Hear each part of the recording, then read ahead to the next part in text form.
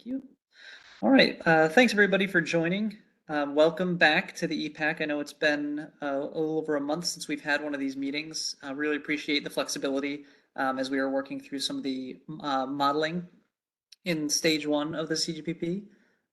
That's the main topic on the agenda today, is to go over some preliminary results that we have back of scenario one of the CGPP, also known as the state scenario, which is the one that's currently going through the NISO's System Resource Outlook planning process as well. So today we're going to be turning the mic over to the NISO for most of the meeting to do an overview of some of those preliminary results from the capacity expansion modeling of scenario one. I will put one caveat in here up front, and then I will probably give you more information about this, but these results do not include all of the flexible loads at this point yet. There's just one more thing that we plan on adding to this, which is that load flexibility of the ability basically of electric vehicles to manage their charging between days and kind of reduce peaks in that way. That's one of the key assumptions in the integration analysis that we wanted to flow through this modeling.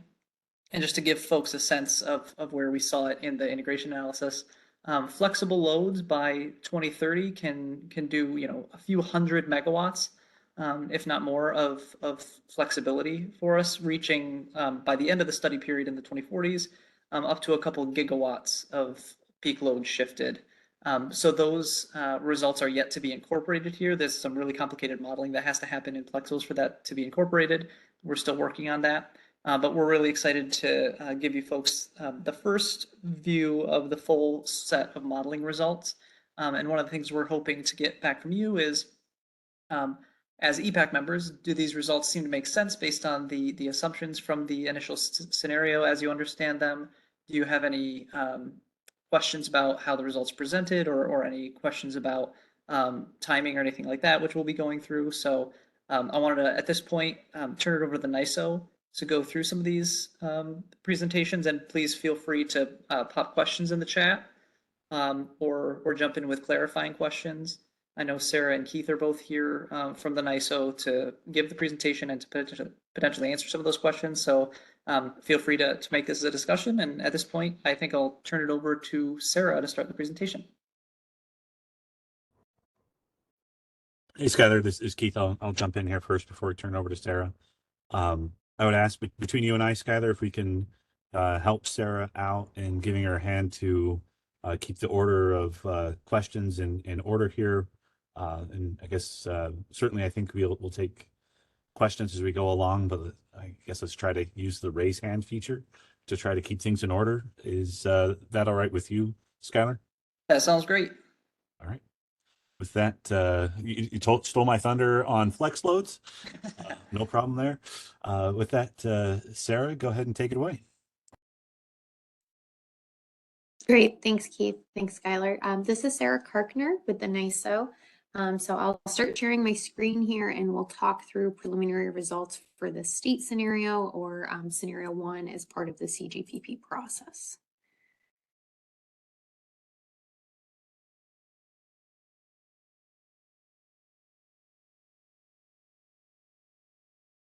Right. Hopefully folks can see my screen now. And then, yeah, like Keith mentioned, just please use the raise hand feature, and otherwise, feel free to ask questions throughout.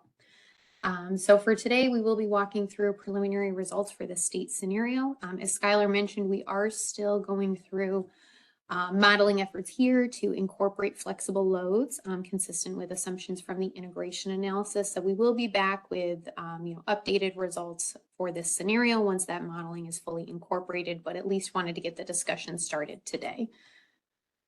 So for today's agenda, we wanted to talk through how the processes overlink between the NISO's System and Resource Outlook and the CGPP coordination, and then dive into assumptions for the state scenario, as well as key considerations for this modeling, and then ultimately look at preliminary results for the state scenario, and then a summary of the key findings that we're seeing for this scenario. So first, we just wanted to highlight, as a reminder for folks, how the state scenario interplays between the NISO System and Resource Outlook process, as well as the coordinated grid planning process. So ongoing through the NISO processes is a study process called the System and Resource Outlook, which is conducted once every 2 years. So this process is ongoing now and will be completed later in 2024. For the System and Resource Outlook, there are 3 scenarios that we have in our policy case, and those are the higher demand scenario, lower demand policy scenario, and the state scenario. This state scenario is also what is being discussed today as part of the CGPP process and will be the foundation for 2 additional scenarios for this initial round of the CGPP process that are named the low transmission impact scenario and the high transmission impact scenario. So the state scenario does live in both of these processes and is being discussed in both forums as well. So the results that we'll be discussing today on the state scenario were actually presented to NISO stakeholders last Thursday, March 21st, and then are coming to EPPAC today. So please let us know if there's any, questions or otherwise, and otherwise we'll go forward to talking about the state scenario more specifically. So here we just wanted to highlight some assumptions that are provided in more detail as compared to what had been outlined in the assumptions matrix that we're familiar with for the state scenario and the other scenarios in the CGPP process. These have come along, have been incorporated per NYSERDA and DPS request. And these assumptions pertain to the mathematical formula for calculating achievement of 70 by 30. And really what is outlined here is the denominator incorporates additional components beyond the load forecast to also include electrolysis load and net storage load. We've also had a clarifying assumption on what the large load assumptions should be. So for the state scenario, the large load assumptions will align with the baseline forecast from the 2023 Gold Book, excluding the WNY stamp and air products large loads, as these are already incorporated in the underlying load forecast. So this is to avoid double counting of those large loads. The Champlain Hudson Power Express, its generation does contribute to the achievement of 70 by 30 in that equation that's shown in the first bullet there. So the CHIPPY contribution is part of the renewable generation that is counted. And then lastly, the state scenario has implemented a constraint to limit the annual growth of grid solar through time. These, as I mentioned before, were not previously documented in the assumptions matrix, so just wanted to highlight it now. Sarah, Sarah, could you clarify that? Yeah, I was going to do that. If you're talking about the last bullet, yes. Okay. I raised my hand and then called on myself. So that last bullet is referring to build limits, annual build limits on certain resources. It wouldn't be binding on other resources, but some of the preliminary results from the model were showing things on the order of 3.5, 4, even 5 gigawatts of solar being constructed in the state in any 1 year. And in our previous modeling frameworks, such as the integration analysis, we had build limits of 2.5 gigawatts per year, going up to 3 gigawatts by the end of the study period, just to try to represent the feasibility of actually installing that quantity of solar panels in the state in a given year. So we're just incorporating those previous assumptions that are in our other modeling frameworks into this as well, because we didn't know if we were going to need to, but it looks like we are. And Bill, was that a follow-up to what I just said? Yes. Yeah, that is a helpful clarification, Skylar. I was just going to make a request because I think it's really interesting information for us to have if the model is showing that the least cost outcome is to build greater than we're capable of building for a resource. So I was going to just request that should we ever hit any of those limits, it gets flagged in the modeling. That's a good point. That's a good point. Yes. We can incorporate something like that maybe in the notes and in the report to say that we did have to incorporate this because the model was choosing, because as we've presented this before, we've incorporated a supply curve showing the availability of resources and the cost of those resources to the model. And models are cheap. When it needs energy, it will go for the cheapest unit in that year. So it was gobbling up the really low cost solar very, very aggressively during some of the time periods. And so we can note those types of takeaways in the reports. Great, thanks. And I also saw Raya's hand up. Yes, thank you. Could you clarify what is meant here by the electrolysis load and why the reason for a recent change? Oh, yes. Yes. So did you want to take a shot at that, Sarah? Skylar, feel free to go. Thanks. Okay. Yeah, this is just referring to the baseline assumption that we have a reliance on hydrogen in the generation sector by the end of the modeling period, and that hydrogen has to come from somewhere.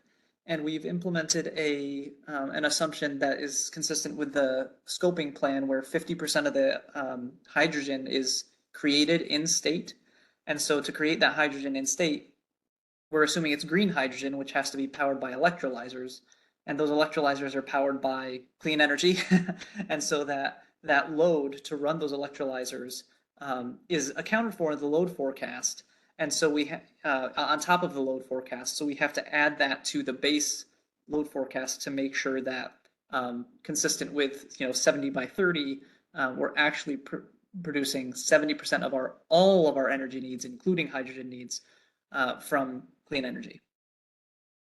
And that goes with storage too. Storage charging is coming from our grid, so that also has to hit the 70 by 30 target. So this is just showing like all the things we have to add up as our total energy load that we need to be 70% renewable.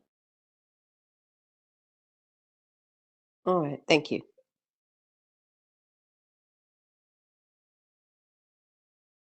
Thank you, Skylar, and thanks for the questions. Are there any other hands or questions at this point?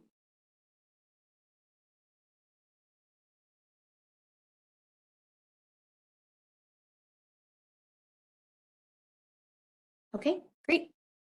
So moving on to the next slide. So slide 5 here does highlight many of the assumptions for the state scenario. Again, these are documented in the assumptions matrix that has previously been posted and discussed at EPPAC, but just wanted to highlight them here on this slide as they're, the assumptions are very relevant to the results that we'll be seeing on the following slides.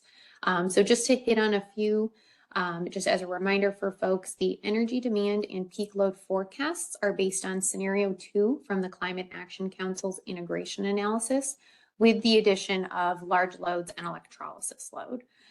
So as we just discussed on the prior slide, the large loads are informed by the 2023 Gold Book that are incremental to that load forecast. And then additionally, there is hydrogen demand that is also incorporated on top of that load forecast. The hydrogen demand is informed by the integration analysis. And then additionally, we have subzonal constraints included to estimate transmission headroom of local T&D system upgrades. The policy targets generally align with the CLCPA mandates that are outlined. And one thing we wanted to highlight was the energy storage target for 2030 is a minimum of 6 gigawatts of energy storage. The load portion of the formula for calculating achievement of 70 by 30 does include electrolysis and net storage charge, as we had discussed on the prior slide. The state scenario does assume net zero annual imports into the NICA starting in the year 2040 to comply with the CLCPA. Age-based fossil retirements for existing units are assumed. And in terms of candidate generators, for a dispatchable emission-free resource, new and retrofit hydrogen units are the candidate option for this. So effectively, the dispatchable emission-free resource option that is included in the model is assumed to run on hydrogen as its fuel. And then lastly, capital costs for candidate renewable generators are informed by the NYSERDA supply curve analysis that has previously been discussed in this form by each technology type.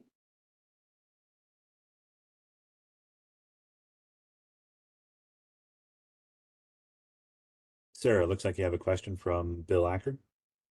Okay. Yeah, hi, Sarah, and this be a more general question, but for the assumption on the resource mixes to meet the longer duration needs, the DFR needs, you know, certainly hydrogen sources are important for that, and I think should be considered. We also strongly believe that long duration energy storage will play a critical role in those areas. And so I was wondering what your thoughts were of the incorporation of longer duration energy storage in this. Yeah, that's a great question. Thanks for bringing that up. Certainly understand the feedback there. And I can say from a modeling standpoint, in addition to the hydrogen powered dispatchable emission free resource, there are 2 battery storage options included as candidates as well, which are 4 and 8 hour battery options. I recognize those aren't necessarily long duration, but those are additional options for the model as well. And I think at this time, those are the candidates for, a storage or, long duration storage would be limited to those 3 other than the renewable options. So from a modeling perspective, if you were to desire to include a real long duration storage, I shouldn't say real, that's the wrong way to phrase it, but a longer duration storage option than 8 hours. People have suggested that that numbers like 100 hours or if we had our druthers, we'd want to see like 3 points in the mix. Maybe at 12, at 24, and 100. But if you were to inject one more, there certainly are technologies out there now that are vetted enough to be able to start to project for 2030 around that. What would it take to do that? That's a great question. Thank you. So I think in terms of longer duration storage, like 12 or 24 hours, would, you would update the assumptions for the batteries to reflect that kind of duration. In terms of one that would be longer than a 24-hour, I think that would be something that would take, further consideration in terms of how that would impact the modeling, because right now the storage is operated and respects, state of charge and other parameters within each day, but not intraday. So I think if it were a battery storage option that was longer than that, that would be something that would need to be investigated further to fully understand what the assumptions would be and what the model impacts would be. I would strongly encourage us to do that because the modeling that we have seen for things like 100-hour storage does look like it has a role, and you don't even have to get to 100 hours for it to be doing that. It's given the uncertainty around the DFR, what the option is going to be. I guess the reason why I think it's valuable to start thinking about this is that it could have impacts on the resultant grid topography. My earlier view was that I wasn't too worried about whether it was hydrogen or it was long duration storage because there wasn't going to be an impact. And so maybe that's actually another piece we think a little bit about in this process of how would the impacts be different. And if we can convince ourselves that there are a lot of big differences in impact, then there's no need to change the modeling. But if we start to recognize that there are differences that we would see if we were using, say, a 100-hour battery or a hydrogen facility, then we would want to go back and fine tune that a little bit more. So I think it's worth the CGPP team to start to think about that along with the ISO. Hey, Bill, I totally agree with you. I think we've raised this a couple times, and we're kind of limited by both timing and the capabilities of a lot of the existing modeling structures. the state team still has never really found a modeling framework that could do everything we wanted and incorporate a lot of different zero carbon resources all at the same time, including, because long duration storage is probably the hardest one to integrate. But we're also not representing the full suite of potential firm zero carbon resources in this modeling. We're using kind of this hydrogen combustion resource in this scenario as kind of the one option to give us the general framework of like how much energy needs to go into electrolysis and how much energy needs to be generated in what areas to make it reliable. But so I think we're doing the best we can right now, and it's answering a lot of our questions. But I think the key takeaway that I got from you that I totally agree with is we have to address in, say, the report, and especially in maybe our recommendation filing that we have to do in June, things like what would change if we did switch if we did incorporate things like long duration storage versus hydrogen. Is the model really seeing that trade-off? Like, can we actually use the results of the hydrogen, say, generation profile and say any other resource could do that as long as it does X, Y, and Z? Or are there special considerations that need to be given to things like nuclear or things like long duration storage if that was dropped in its place? Is it actually a one-to-one switch out of all zero carbon firm resources, or are there unique considerations to each one? And if there are, I think I totally agree with you. If there are, then we definitely need to make it a priority to, in future cycles, to make sure we're endogenously modeling these things instead of the way we've been doing it, which is you run the model with kind of a base set of resources, and then kind of do some post-processing to figure out where other resources that can't really fit in the existing modeling frameworks, how those fit in, like we did in the storage roadmap. But I definitely agree with you. It's kind of a bummer we don't have tools yet that we can really do multi-day storage modeling. So we will need to address that. Hopefully exogenously in this round and maybe endogenously in future cycles. Yeah, that makes sense to me, Skylar. And just to be clear, I think from my point of view, I personally view that it's very likely we're going to have hydrogen and long duration storage. It's not one or the other. It's they both have very important roles here, but understanding both in the modeling makes a lot of sense. So thank you.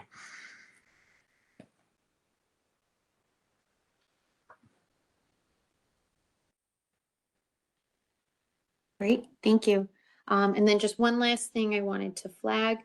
So these are the assumption, or the majority of the assumptions that are included in the state scenario as of now. As we mentioned before, we will be incorporating flexible load modeling as well, and we'll come back with updates on that. So that's also an assumption that will be in the state scenario. It's just not reflected in the results that will be discussed today. Sarah, I have a question on the phone. Rodika Donaldson representing AC New York. Go ahead. On the capital costs and the constraints for renewables, is the application of those constraints at a zonal level, or is it done in the model at a very granular level based on what chunk is coming from what county, and you have data for both constraints and capital costs, or is it more like a zonal representation? That's a great question. Thank you. So in terms of the resource potential, so the amount of capacity and the capital costs, that is reflected in the model at a county level. So information in the supply curve's been aggregated to be county level representation for the renewable resources. So from a cost and resource potential perspective, that is at the county level. But as a reminder for folks too, the models like transmission representation is at a zonal level. So there is more granular cost information there, but the transmission topology is really at a zonal level in a pipe and bubble model. Thank you. And I think I asked this question on the New York call last week, but it would be helpful to see if those zonal constraints are met in the model. I don't know if you'll be presenting it today or on a next call, but that would be helpful information. Great, thank you. We do not have that today. The results that we'll be talking through are at the NICO-wide level for the study years. So we'll talk through that now, but I think, as we come back with more final results for the state scenario, there will certainly be additional information on what those results look like.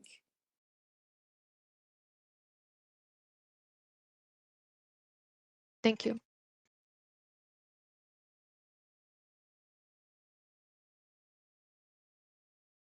Thank you for the question.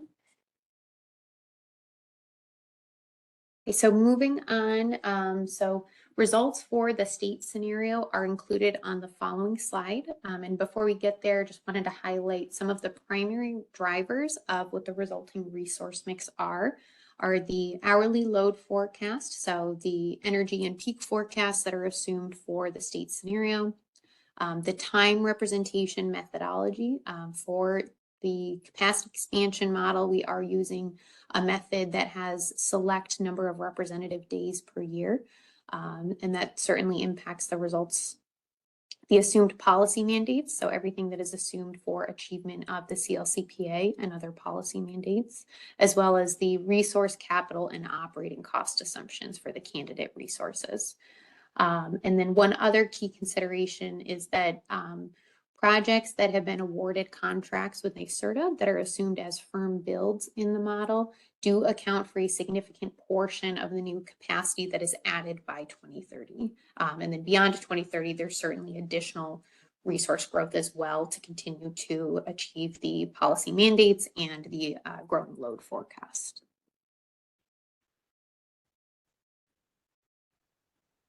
Another question, Sarah? Go ahead. Yeah, Bill Acker again. You mentioned you're modeling a select days, and that gets me thinking about how we handle the point that was made earlier about making sure that the production of the hydrogen was built into the model for electrolyzer load.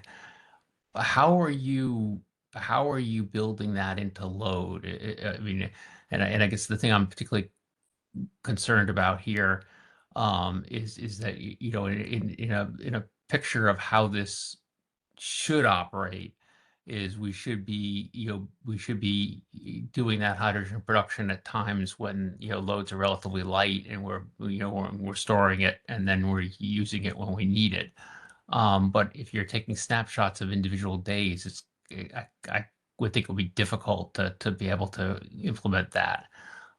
So I really don't have a good picture in my mind of how you're doing this. So I wanted to ask the question: how are you building that in on kind of a daily snapshot? Yeah, it's a great question. Thank you. So in terms of the time representation, the method that we're using assumes 13 representative days per year, and each of the days have we've used a clustering technique to determine what those days should look like. And some are representative of combinations of wind capacity factor, solar capacity factor, and energy to try to capture some of the extremes. So like a high wind day, a low solar day, a low energy day, for instance. And the methodology for this has been discussed in detail at our ESPWG forum. So there are materials out there on the methodology and what this looks like. But in terms of the electrolysis load and the hydrogen demand, we do have it modeled where the electrolysis load is being optimized for times when it would be, I think, most economic and best to be used is the way I would say it. So we are finding that the electrolysis loads are, effectively charging on high renewable days and then discharging on other days to serve the hydrogen demand.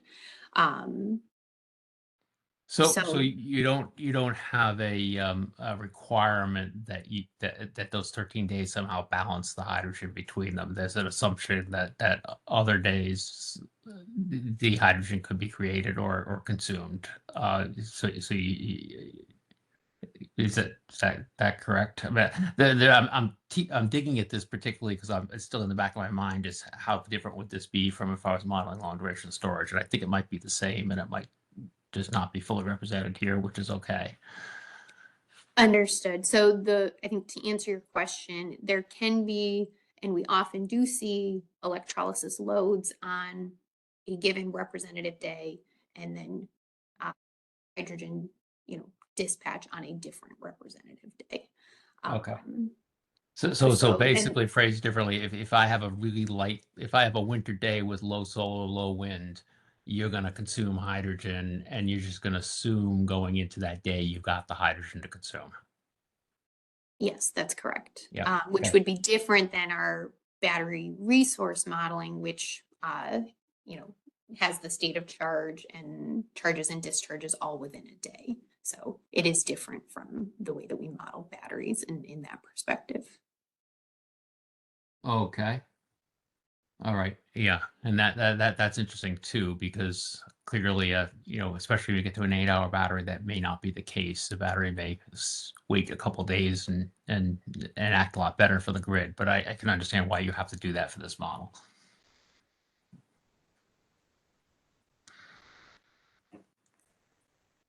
Thank you. Great. Yeah, thanks for the feedback.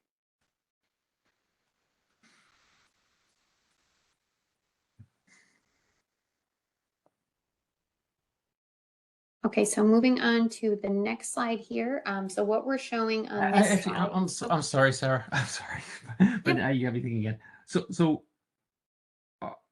how are you? Are you assuming the state of charge comes back to the same point at a given day for batteries? I mean, are you assuming a cycle the batteries have to cycle in a day? I would have to double check. So I don't believe that we have it like a limitation where it prescribes that it has to cycle back through the day. But I can take that back and get some more information on that. I think what I was trying to say more with my comment was that we do see, so the way that the modeling is set up is that battery storage resources do track state of charge within the day. And Yep. with electrolysis loads, the framework is just set up differently where it doesn't necessarily have those constraints. But I can take that back and get some confirmation and some more detail on that, if that's I'd helpful. appreciate that. Thank you. Okay. Yep.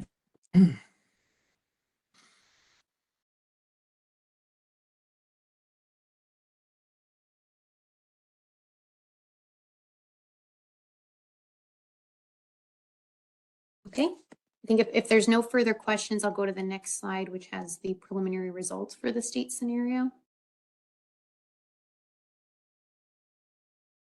So on this slide here, what we're showing is the installed capacity and generation mix for the state scenario for our study years that we'll be reporting out, which are 2025, 2030, 2035, 2040, and 2042. In addition to the figures, we also have tables on the right that report out the capacity and generation for each of those years for reference. And then in the tables as well, we also have additional metrics such as the annual peak for each year, and then information on the amount of renewable generation, zero emitting generation, net interchange between New York and its neighboring regions, and then percent estimates for renewable energy and zero emitting energy, as well as CO2 emissions reported for these study years. So what we can see is just that, through time, some of the general trends are that the resource mix is evolving. The amount of capacity is growing on the system through time, primarily driven by the increase in load forecast and also the assumed policy mandates and just the scale of resources that are needed to achieve both of those things. So if you were to look at the installed capacity figure on the left here, you can see that there's a significant amount of capacity that is needed to support the later years of the study period as compared to what is on the system now, which is closer to roughly 40 or 45 gigawatts of capacity. We see that the fossil fleet is retired or retrofit by 2040. So either the fossil units do retire or there is the option for them to retrofit to then run on hydrogen. So you can see pretty much a 1-for-1 translation of the orange bar, which represents the fossil fleet, as compared to the purple and white slash, which represents the dispatchable emission-free resource option that runs on hydrogen. And then in terms of the generation mix, we see similar changes through time where there's significantly more renewable generation through time to help meet load and the policy mandates. And then what's different in the generation chart shown there is we also have the net interchange reported, which reflects imports or exports to the NICA system. Are there any questions or other comments on the results on this slide?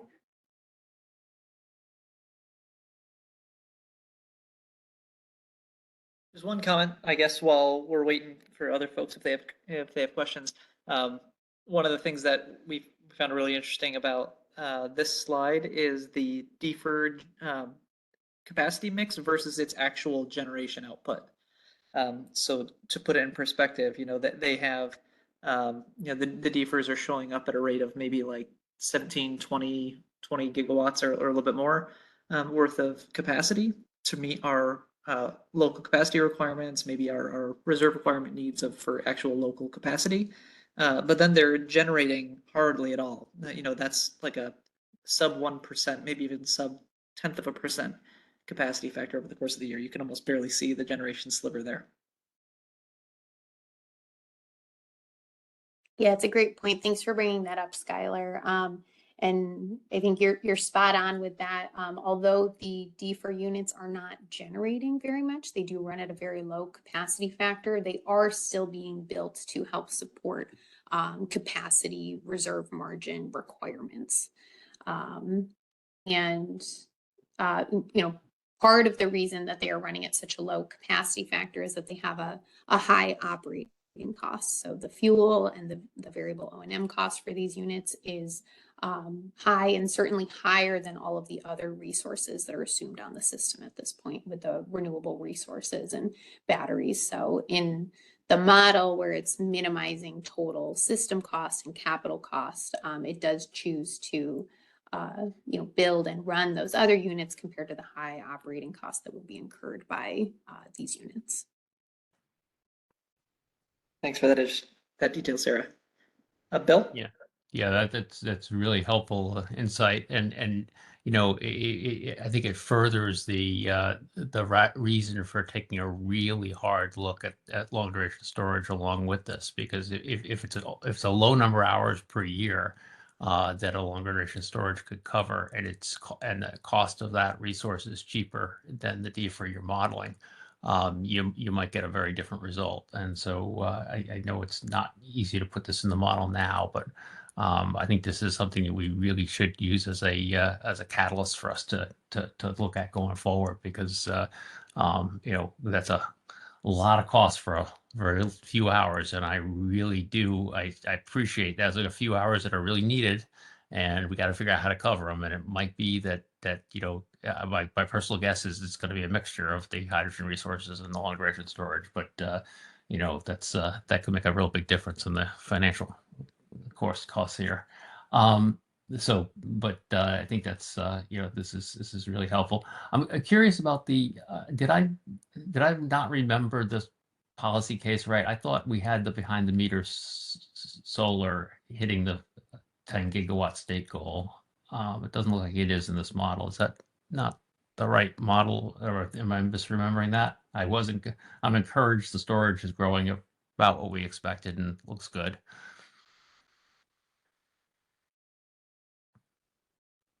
There might be a DC to AC translation happening here, Bill. I think we do have the 10 gigawatt DC goal being hit here, and these numbers are being presented, I think, in megawatts AC. Got it. I can check on that, but I'm pretty sure that's the issue. That makes sense, Skylar. Thank you. And I'm very encouraged you're exceeding the 6 gigawatt goal for storage in 2030.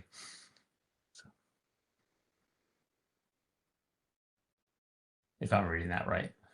Thanks, Bill. So I do believe Skylar's correct on the AC/DC reporting for the behind the meter there. And in regards to the storage, it is actually hitting the 6 gigawatt limit for battery storage by 2030. It's not exceeding it at that point. The additional capacity that's reported there does reflect pump storage hydro. So when we report out storage category here, that does reflect pump storage hydro and battery resources. So I do believe that it's right at that 6 gigawatt limit. But Okay. then beyond 2030, it does build in excess of that. Yep. That makes sense. Thank you.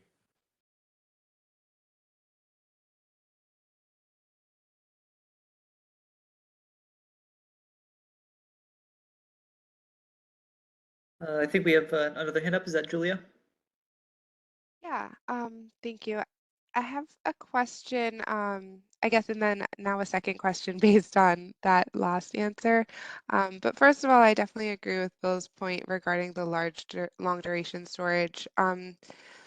Is how it works currently, the model will only pull the defers if it's over 4 or 8 hours, and therefore, like, isn't the storage that is being modeled in here, or are they working like together? And then my second question is on the pumped hydro, like what is the hours for that? Is that like acting as, I'm actually not as familiar with pumped hydro, so I don't know how many hours that resource would be used for. Yeah, thanks for the questions there. So in terms of the battery storage options versus the defer, they are candidates for expansion. So the model does assume that it could build 4-hour batteries, 8-hour batteries, or the defer option. So they're all included in there, and they do have, the battery storage resources do have unique parameters consistent with what a battery option would be, and then the defers have unique characteristics as well in terms of their costs. So we are seeing a combination of them built, both 4 and 8-hour batteries, as well as the defer units. And they can be built for different reasons, based on what the cost is, their ability to be, dispatchable, to move energy throughout the day, and various of other reasons as well. So I just want to confirm that we are seeing a combination of them built. So they are, I guess, in a sense, competing, but they all are chosen to be selected as part of the overall resource mix that's shown here. Can I jump in before you Yeah. move to the next question? Yeah, absolutely. This is actually something we were hoping to investigate further also throughout this and future cycles, is that breakdown, which, Bill's getting to it a lot with the long duration storage, but it's also more generally with the way the model makes decisions with its model brain.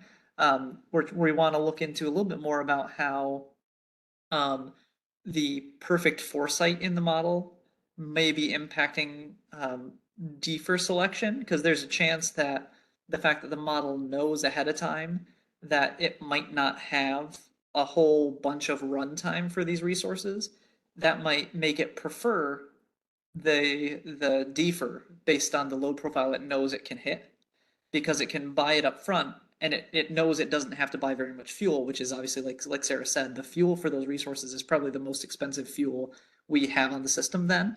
But the model knows it's not going to run it very much, so it will select that. Whereas that's not necessarily right now how like the market and developers build projects. They don't necessarily have the load forecast for the next 20 years, assuming they'll never have to buy fuel.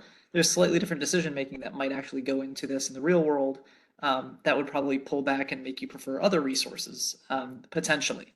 And so that's something that we want to investigate a little bit more. Is there anything in the modeling that might be kind of, preferring retrofit or new defers because of that certainty, because of that availability and firmness, and knowing it's not going to have to run it and pay for all that expensive fuel.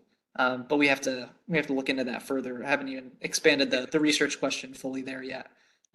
But that is one of the reasons it's kind of picking between 4 and 8 hour storage versus defers. It's really coming down to, what does this load profile look like? How much low cost renewables do we have on the system?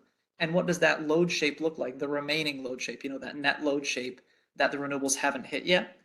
And what mix of resources is the cheapest to meet that energy in those hours? And it's a pretty complicated decision, because those 4 versus 8 hour storage, they have different round trip efficiencies, and there's different amount of, say, potentially curtailed or off-peak renewables available to shift onto that peak. And the hydrogen has a potentially unlimited duration. So if there's as you mentioned, Julia, if there's a time in one of the days in the load profile where there's like 16 or 20 hours straight that need power, the model has to choose between 5 4-hour batteries or 2.5 8-hour batteries or 1 defer with the associated ongoing fuel costs. And so it's trying to make all those decisions, incorporating, obviously, as Sarah mentioned, these reserve margins that have to be hit in the model to meet our planning requirements, our legal planning requirements. And all those are kind of being jammed together in the model's brain to try to make that decision. So that's all I was going to say. I think there was one more piece of your question that I can't remember now. Sarah, do you remember the Yeah, answer? that's super interesting and definitely like curious when everyone digs into that, because I would think that there would be like one condition that, or a certain condition that would mean 4-hour storage all of the time or 8-hour storage all of the time or defers all of the time. So it's interesting that the model is coming up with a mix of them for different conditions. So appreciate that. The second question was about the pumped hydro. I'm not particularly familiar. I mean, pumped storage rather. I'm not Yes. very familiar with it and was wondering the time frames for it. Yeah, great question. Thank you. So, as I understand it, the pump storage hydro on our system and the way we have it modeled does not have an explicit duration, but rather a certain amount of like pumped storage that's available, and it can dispatch it how it chooses to economically. So as compared to the 4 and 8 hours that have a specific duration, I don't believe that we have it prescribed with a specific duration in the model.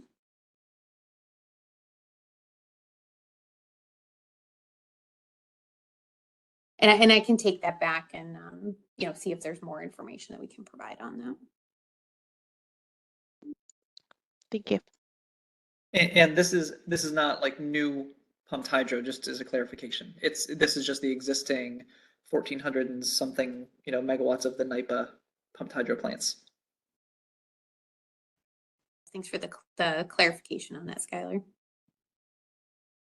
And now our discussion added a whole bunch of hands. Were any of those 3 hands reflecting of a response to something we just said? Well, I had a follow-up on the duration question, but I'll going to wait. Okay. Then in that case, I think Jeff's hand was next. My question is hopefully simple. This is Jeff Marr from National Grid. In the energy table where it says storage, what is the energy being listed there? Is that the losses associated with the round trip through the batteries? Great question. So in the generation table, the storage component, that is the, I guess, the discharge component of it. So when we look at, so that's just the amount that's, effectively generated by the unit. The efficiency losses that we would see are going to come into play when we look at the load that's reported in the table, and then load plus charge. Load reflects the input load, and then load plus charge would include additional components such as electrolysis load, and then the net losses from the battery as well. So it's not reported out explicitly in that table, but the increase that is needed on the charge side does reflect the amount that's needed more from the storage resources and electrolysis load. Does that answer the question? Yes, thank you. Yep, thanks. All right, Radhika, you're next. Thank you. I have a question, Sarah, on if we will be getting additional information, or what can you say about the geographical distribution of, for instance, solar and some of the new wind that is being added, but in particular solar, given the magnitude of the expansion? Yeah, absolutely. So we do not have those results in the slide deck for today, since these are preliminary, and we know that there will be another round of results that have the flexible load modeling incorporated. So we will be able to share more detailed results on the zonal breakdown for the state scenario, you know, as we continue through these processes, but do not have that breakdown ready to share today.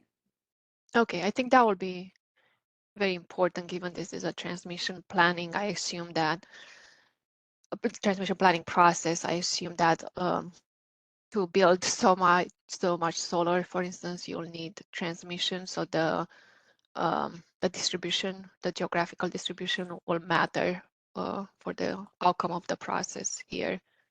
And again, on the headroom, we know that the headroom is the local headroom, and we potentially may have additional megawatts, or I would maybe not gigawatts, but additional megawatts at least available at the high voltage level. So going back to that prior ask, would be good to see the geographical distribution and where the zonal constraints are hit. Yes, absolutely. Thank you for the feedback on that. Thank you. Go ahead, Bill. Yeah. Sarah Billacker again, and I don't want to make the conversation all about storage, so feel free to take all this back and come back to us with it. But I just wanted to raise the question because your comment before about the pumped hydro using its energy kind of capability as opposed to a duration capability got me thinking about how you're doing that with your 4 and 8 hour batteries in this. So I think the picture the picture I have in my head here is that you're modeling a single day. You're going to start the day hopefully with the battery fully charged, and you're going to then dispatch the battery as needed across the gap that you're seeing with the renewables to load, for not primarily. And I just want to make sure that that dispatch is based on the energy in the batteries, not based on a duration. Because so if you have a gigawatt of 4 hour duration batteries and you need 6 hours, but you only need half a gigawatt of 6 hours, you can do it with that gigawatt of 4 hour batteries. So making sure that it's energy limited and not duration limited becomes really, really important. So if you could either address that or just take it back and confirm how the SOCs work and how the energy dispatch works. Yeah, that's a great point. Thanks, Bill. Let me take that back and just get confirmation and come back with just more information on exactly how this is modeled. I think you're right. It is on the energy, but let me take that back and just get more details. Thank you, Sarah. Jeff? Yeah, could you expand on what's happening with the net interchange, especially after 2040? Yeah, of course, great question. So in regards to the net interchange, what we're seeing is that New York is a net importer in the earlier years, which is shown by the gray bars being positive in the 2021 actual and 2025 bars. So in the earlier years on the model horizon, we're seeing that New York is a net importer from the neighbors. And then in the 2030s timeframe, it is a net exporter. Likely driven by the increased build mix and generation that's on the system to support the CLCPA targets.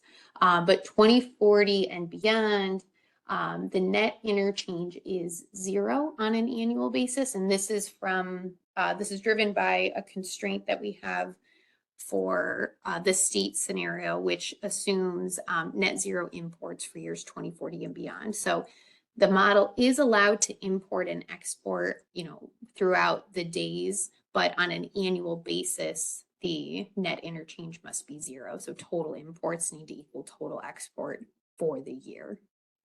So when we look at 2040 and 2042 in the table, that's why they're reported as 0 there. Great, thank you. Thanks for the question.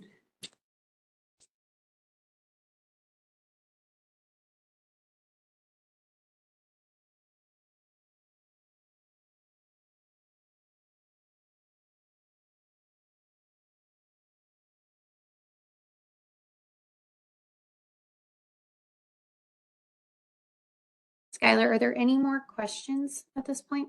I'm not seeing any. Okay. We can go ahead. Okay, great, thank you. So then I just had one more slide here for today. to summarize key findings from the preliminary results. So the preliminary results indicate that approximately 90 gigawatts of new resources would be required by 2040 to achieve the policy mandates. The 90 gigawatts that are quoted here does include firm builds, so resources that have been awarded contracts that are assumed as firm builds are included in that estimate, as well as those that are selected by the capacity expansion model to build beyond that. So the renewable resources and the batteries and the DFRs.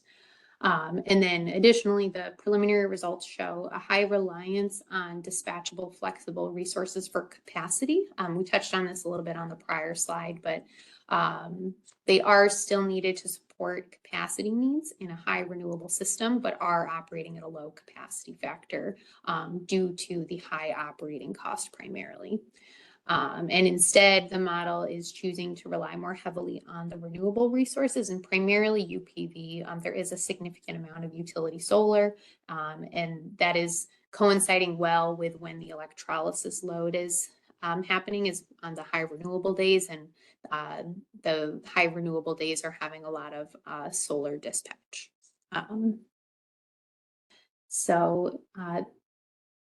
That pretty much summarizes today's presentation and was all that I had for slides for today. As we mentioned before, we will be back and return to EPPAC with updated results on the state scenario to include the flexible load modeling once that's incorporated. But please let us know if there's any other questions or other feedback in the meantime. Sarah, we have a question from Jeff Marr and then Bill Acker. Okay. Yeah, Jeff Marr from National Grid again. Maybe less of a question, more of a comment. As we think about how CGPP will proceed after this stage one, as we move into stage 2 and stage 3, one thing we'd just like to be conscious of is that we're going to build power flow cases in stage 2, and we're going to perform analysis on those in stage 3.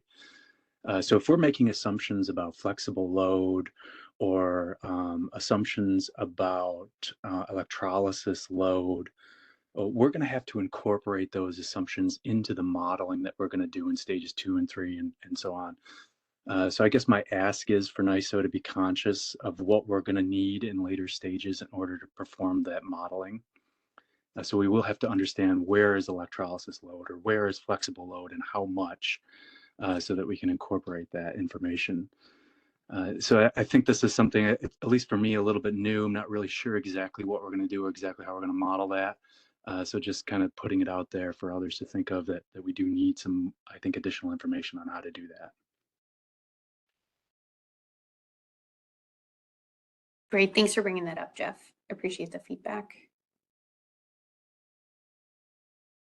And Sarah, Bill again, I was actually going to start to ask the where question that Jeff was starting to go with here. What are your plans around the locational part of this, and also I'm assuming I shouldn't say it that way. How are you thinking also about kind of local capacity requirements, constraints on this model? And then the last question I would have actually gets directly to Jeff's question of, are you assuming the electrolyzer load is co-located geographically with the hydrogen load? We can see a situation where the electrolyzer load is upstate and the hydrogen generation is downstate. Is that something that's in the model, or is it assumed to be in the same location? Yeah, those are great questions. So in terms of the electrolysis load, they are not, the electrolysis loads are assumed to be in the upstate zones, and the dispatchable emission-free resources can be located in any load zone in New York. Okay. Those assumptions do align with the integration analysis. Yep. And so that is a very large potential difference with a long duration energy storage device, because clearly if you have a battery, the load and the generation is at the same point, unless it's electric vehicles moving around for you, which is a really cool thing for the future too. But as we think about it as for modeling here, if we model the DFERS as all hydrogen electrolysis load, and all the electrolysis load is upstate, and all the generation is in zone J, for instance, and we drop in place of that long duration batteries, that changes the model dramatically. So it's just one more reason to thinking about what Skylar was talking about earlier, not to change it this time around, but to really focus on that and maybe make sure that we're clear on that in the reports. How are you though doing from these results we're seeing here? Are they local capacity constrained by zone to make the LCR requirements that the ISO has, or is that not imposed yet?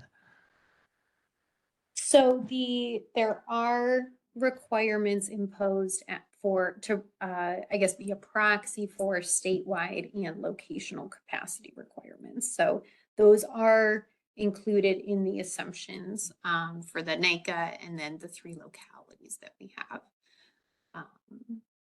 Okay. And I believe the assumptions are documented in the assumptions matrix for this, but please let us know if there's any additional questions on that.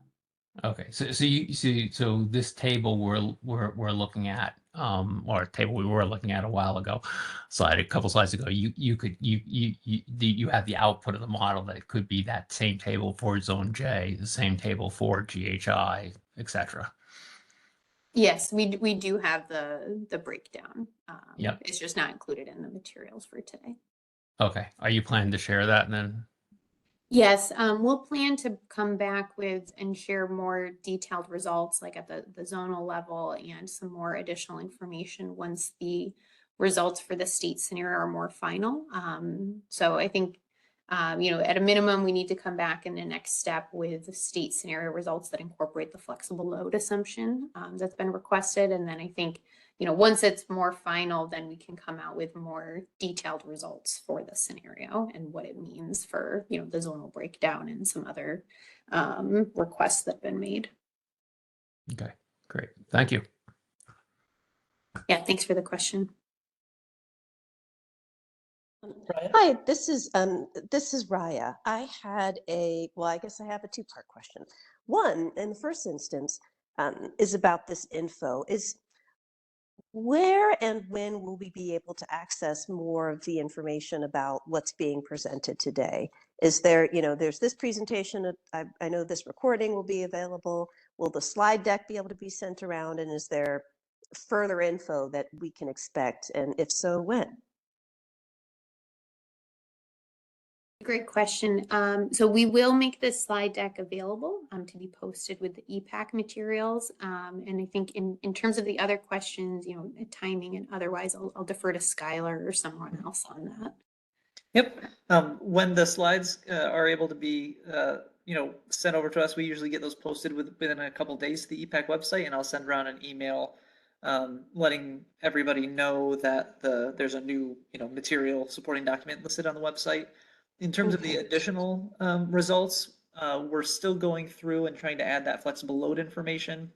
We do plan on bringing that back to the EPPAC as well. And hopefully we'll have additional results, maybe even locational results by then, because then it'll actually be worth it to go into all that extra detail, because it will Correct. be, the final version of the results. In terms of timing for that, that's actually was going to be the next part of the meeting, was going to be letting folks know about future meetings. I know that next week is spring break for most of New York State. The following Monday is the day of the eclipse, and I am not going to be the person to schedule a meeting that makes all of you miss the eclipse.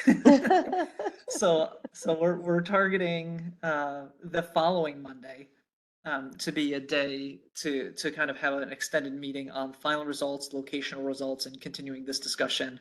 And that's a proposal from us, and we were hoping to see if anybody had feedback, if that makes sense to people. All right. Well, thank you so much for that. And before we get, I had a second part of the question. Thank you for your commitment to science and folks Yeah. being able to see rare celestial events. So thank you for Yes. that. I wanted to go ahead before we get to the timing, and I appreciate that conversation. And I know we're going to get to more of that stuff, including the locational stuff. But I guess I wanted to ask, where has this modeling landed in terms of tracking some of the disadvantaged communities' information? I know we had discussed the idea of tracking it by energy, by federal like energy communities. Can we expect any type of, I'll call it policy refinement on disadvantaged communities in any of the locational or further data that's going to be coming out in this near-term stage? Yes, that's a great question. Thanks for bringing that up. The final results of these scenarios are going to be broken down on the energy, the capacity, and the zonal location. So at the end of stage 1, we will have kind of the first batch of information where we can start tracking some of that information about, how much and where are all these different resources being built. The really granular information that we're going to need to take that next step of saying what individual communities may be impacted by the hypothetical build-outs being presented by the model. That's going to come in later stages, probably stage 2 through 4 over the next 6 to 9 months, when we're actually generating what the utilities are going to be doing with nodal modeling, where we actually look at individual segments of their territories, their utility systems, where these loads and generation and all this type of stuff is going to be cited for purposes of the power flow. That'll give us a lot better information about specifically where in the state a lot of these things are happening. County level, maybe even more granular than that, if we can kind of parse electrical topology with geography somehow. We can track that a lot more granularly to present similar results, but at a very, very local level. All right. Thank you very much. Okay, so just back to the question of future meetings. The proposal here is to have at the same time, 2 to 4 p.m., try to bring the NISO folks back maybe 3 weeks from now on the 15th. Wanted to see if we could have some comments, if anybody thinks that that's going to work, if that's kind of a feasible time frame for folks, and if that makes sense.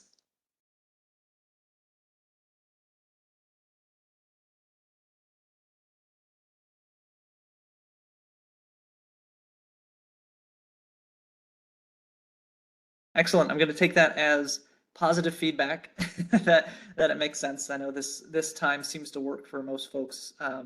So I think we'll keep this time. I'll send around an email about this as well, and then the information about a new meeting will be posted online soon. Before we end the meeting, are there any other questions or comments or feedback about either the presentation today or the future sequence of meetings? Skylar, this is Keith from the NISO. I just want to interject. It obviously, as you mentioned, may take a day or so to get materials posted to EPPAC. Just wanted to remind everybody as we let off in the presentation, these state scenario results were discussed with NISO stakeholders at last week's ESPWG. So in the meantime, people can go to the NISO's website, go to the ESPWG materials and find this information in the Outlook presentation while they wait for the EPPAC stuff to be posted. Thanks. Yes, thanks for that reminder. And that actually also sparked something in my brain about some of the methodological questions or the model setup questions that some folks have been raising back, I think in the September timeframe, maybe September, October, on the ESPWG webpage. If you go under those meeting materials, there are previous presentations as well as I think like a modeling setup report, like a capacity expansion modeling matrix and setup report that give more background information about the modeling tools and framework as well. Those are really helpful. I've used them myself a few times.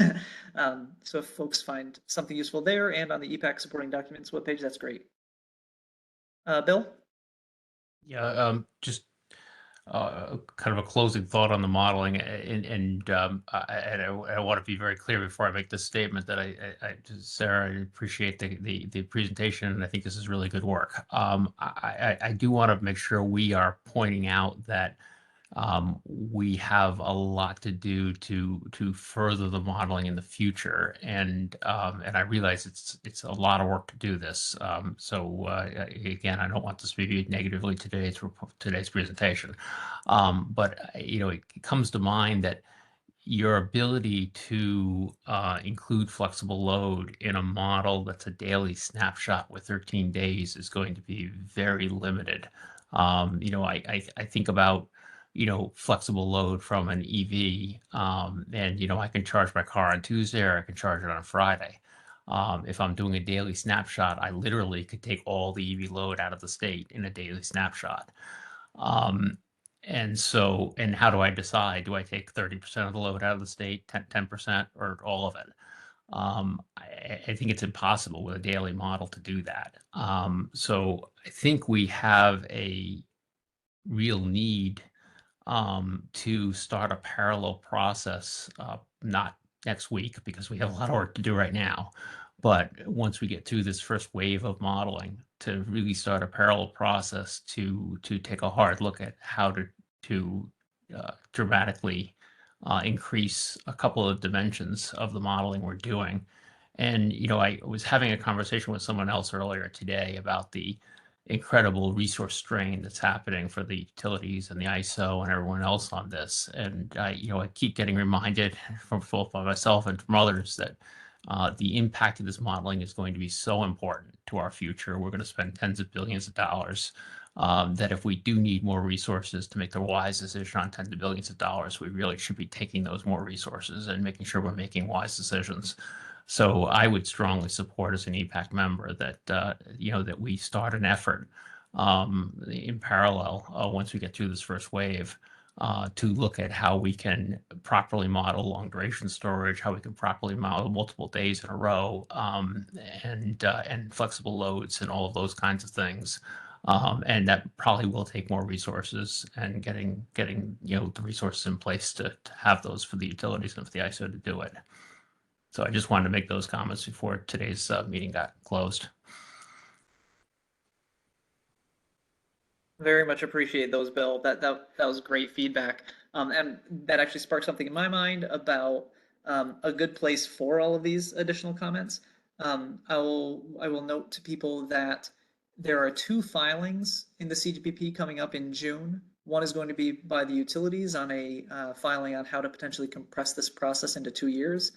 And then there's a second filing that's going to come from staff that goes over where we are, how the process has been going, and potential updates that we would like to make, or our proposals for updates to the CGPP process in any facet for cycle 2 of the CGPP. That is going to be a great place for folks to provide input and comment on when that is filed. But also, as part of the EPPAC, having these kind of early discussions, and you guys are intimately familiar with the process we've been following and some of the assumptions and how the modeling is working. If you all do have suggestions that you feel very strongly about, please send those to the EPPAC email address so we can aggregate them and incorporate them into the filing as well. That type of feedback is going to be really important, just to make sure we're not missing anything and we fully understand, what stakeholders think are the most important updates that do need to be made to the CGPP process. So pre-feedback and also, feedback on the report, both of those would be great. Oh, wait, may I add, so Skylar, this is Raya Salter. That was fantastic. Could you just say again, this is, what this update is that you are filing, and what is it intended for? It is, Sure. It's an update to what updates are needed to EPPAC. It's an update to the PSC on where the process is, or if you could. Yeah, it's kind of all the above. The commission order said that by June of 2024, they wanted an update from staff that gave them kind of an update. At that point, it'll be 10 months on, maybe 9 months on from the original order. How is the process going? What stage are we in? How is that all happening? And based on all of those learnings, discuss with EPPAC and everybody what potential updates or enhancements should be brought to the CGPP to make it even more effective Got it. than Okay. we're doing now. And so that's kind of in the order. There's not a huge amount of detail about what has to go into that report. But just, you can tell based on the conversations we're all having about, the complexities of going, really high level kind of capacity expansion modeling to really local impacts. That's kind of a strain. The representation of certain types of resources in a modeling framework, that's kind of a something that's technologically constraining us as well. And then just the absolutely tremendous amount of work all of this modeling is, and the very few people we have to do it all is kind of another piece of it all. And these are things you're gonna see in the report if you read it, but also if there's some of those or something else that you think is really important to track or to change or update about this process, please feel free to submit that feedback to us as well. All right. Thank you so much. Absolutely. So, Skylar, just one clarification question on what you just said. So, are you saying that EPPAC members can submit feedback to you in advance of the filing, or do we wait for the feedback and submit it as comments in the docket? That's up to you. We're more than happy to see that information before the filing. That can help us prioritize things that we think should go into that report. But we're also, obviously, you can submit as many comments as you want on the actual proceeding once the filing goes out. Okay, thank you. And is there a deadline that you have for receiving feedback on your side? Not really. There's just going to be some, feasibility deadlines for us if we have to file something on June 1st. We're probably not going to be incorporating your feedback if you send it over Memorial Day weekend or something. So the sooner the better, but I imagine we're trying to push for a draft within the next month or month and a half so that all the reviews and legal process can be complete for filing. So if that is a helpful reference, sometime by the end of April would probably be ideal for us. Okay, very good. And as I have the mic, I will ask one more question. I apologize if I missed this earlier. Did you provide any timeline on the sensitivities that will be run in decisions around sensitivities? And then the second one is on timelines around a presentation on the seating methodology. Yes, the citing methodology presentation will likely follow by one, maybe 2 meetings after the final results of the state scenario. We're targeting sometime maybe end of April or early May for the citing methodology, but that's going to depend on the ability of the JU to kind of finalize that methodology in addition to the other things they're doing right now in the process. So we are targeting, sometime in the next month to month and a half for that citing methodology presentation. In terms of the sensitivities, that's still kind of up in the air. We're still don't quite know all the specific sensitivities on all the scenarios we're going to want or have to run. We're going to have probably a better sense of that once we see final results and we see what we're going to need to test there. Each scenario is going to be slightly different, I would imagine, because the state scenario is part of the system and resource outlook, and there's a number of sensitivities that the NISO is kind of traditionally plans to do on a lot of those central scenarios. So we'll have a few sensitivities run there, but we do have the ability to potentially request additional ones on scenarios 2 and 3 as well. And I don't believe those are finalized, but we do have some kind of ideas as we move forward, and we'll bring those to EPPAC for discussion at future meetings. Thank you.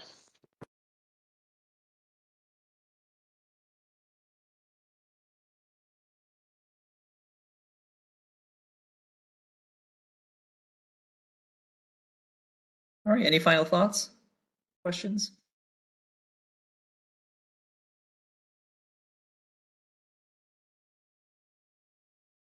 All right, excellent. With that, I'll close the meeting. Thanks everybody for joining, and we'll talk in about 3 weeks.